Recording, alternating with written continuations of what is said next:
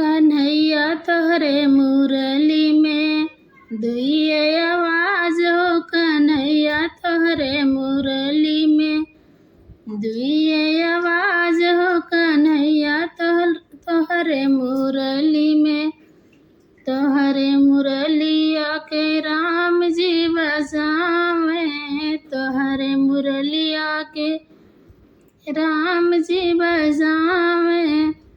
संगवा में सीता मैरिया हमार हो। कन्हैया तोहरे मुरली में दुइये आवाज हो। कन्हैया तोहरे मुरली में दुइये आवाज हो। कन्हैया तोहरे मुरली में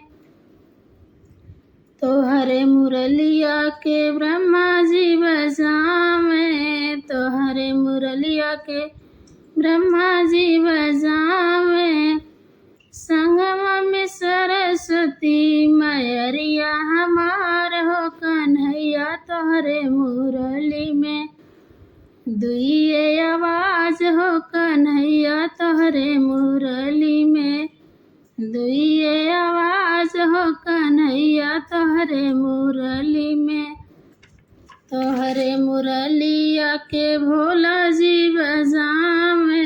तोहरे मुरलिया के भोला जी बजावे।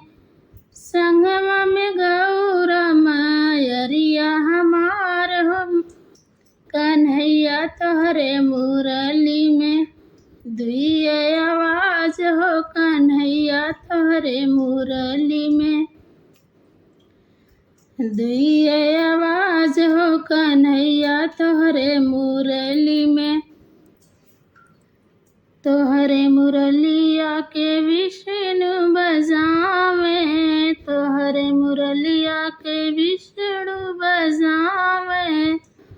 संगमा में लक्ष्मी मैरिया हमार हो। कन्हैया तोहरे मुरली में दुइये आवाज हो। कन्हैया तोहरे मुरली में दुइये आवाज हो। कन्हैया तोहरे मुरली में।